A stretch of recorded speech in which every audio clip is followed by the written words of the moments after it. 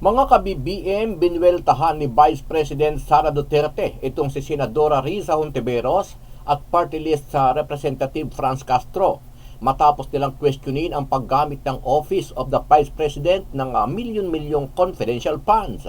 Ilang ahensya rin ang humiling na magka-confidential funds para sa 2024. Sabi ni BP Sara, tila gumagawa lang ng paraan ang kampo ni Hontiveros at Makabayan Bloc dahil sa kontrobersyal na pakikipag-ugnayan nito sa mga komunistang grupo na CPP-NPA kung saan ay tuluyan na itong nilusaw ng nakaraang administrasyon ni Pangulong Rodrigo Duterte.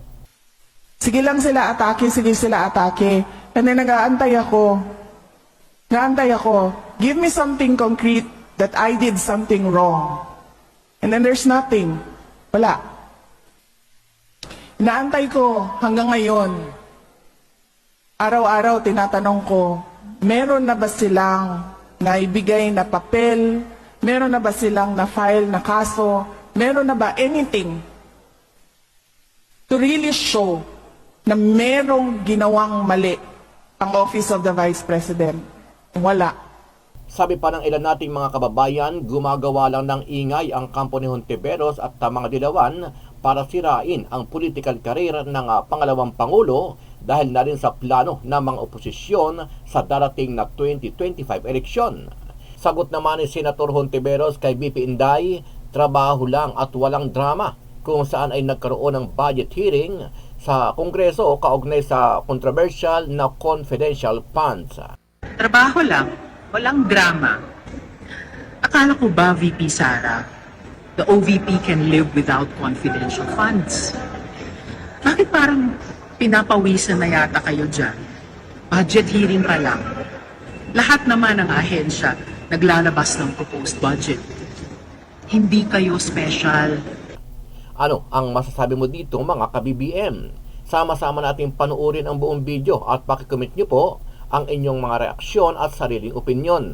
Pero bago yan, muli po ako nag-iimbita sa mga hindi pa po nakasubscribe sa ating channel na ka-BBM News PH, pakipindot po ang subscribe button at pakiclick na rin ang notification bell para lagi kayong updated sa mga bagong upload natin na legit at napapanahong balita. Maraming pong salamat. Pinabulaan na ni Senadora Risa Hontiveros ang mga pasaring ni Vice President and Education Secretary Sara Duterte dahil sa pagkwestiyon ng minority bloc sa ipinapanukalang confidential funds ng OVP at DepEd. Ayon kay Hontiveros, trabaho lamang at walang drama. Trabaho lang, walang drama. Akala ko ba, VP Sara, the OVP can live without confidential funds? Bakit parang pinapawisan na yata kayo dyan? Budget hearing pa lang. Lahat naman ng ahensya naglalabas ng proposed budget. Hindi kayo special. If you're so confident about those confidential funds, then defend them publicly. Ayon kasi sa bahagi ng payag ng Vice Presidente, kahihiyan na hindi makapaglabas ang senadora ng patunay upang suportahan ang kanilang maruming imahinasyon, bagay na pinabulaanan ni Hontiveros. Napakababa na yata ng standards ng OVP. Gagawin mo lang ang trabaho mo amusing na agad. Kung meron mang amusing, yan ay yung halos kalahating oras na turo-turo, pag-iwas sa tanong, paikot-ikot na sagot at pagbabaluktot ng sitwasyon. Ginawa nilang perya ang basic na proseso ng pagbusisi ng pera ng bayan. Hindi ko kailangang mag-wish na na-access ng opisina niya ng illegal ang confidential funds.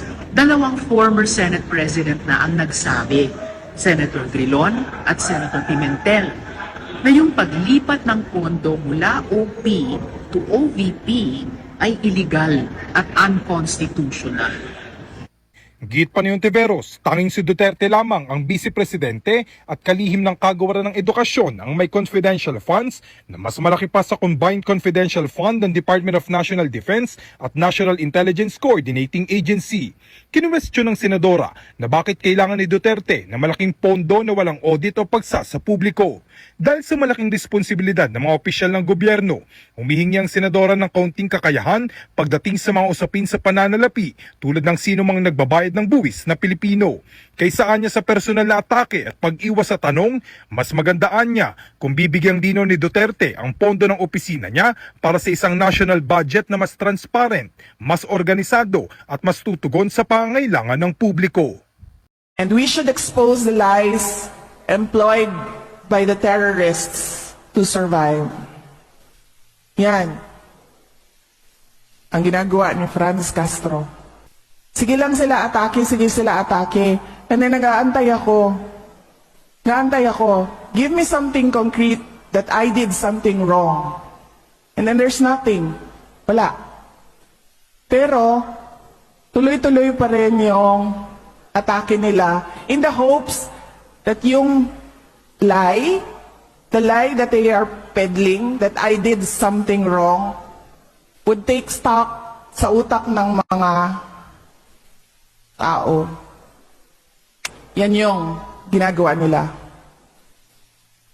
Kaya, naglabas na kami ng statement ngayon Nagpasalamat na kami kay Congressman Estela Kimbo, nagpasalamat na kami kay ES, nagpasalamat na kami kay Secretary Gibo, nagpasalamat na kami sa mga nagsasalita. Pero sinasabihan namin sila privately, wag na kayo magsalita because there is no defending an attack that is meant to run paulit-ulit para in the end yung hindi totoo, maging totoo sa utak ng mga tao.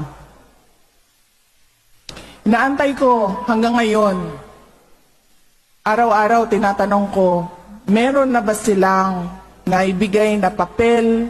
Meron na ba silang na-file na kaso? Meron na ba anything to really show na merong ginawang mali ang Office of the Vice President? Wala.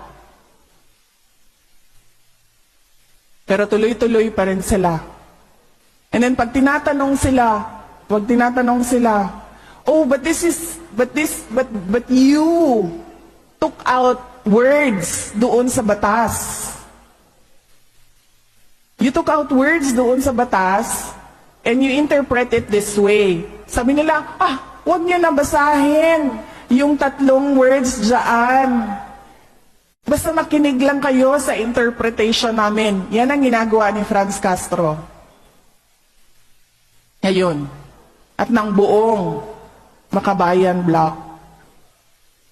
Kasi alam nila na ginagamit namin ang pera para hanapin yung koneksyon nila sa mga NPA.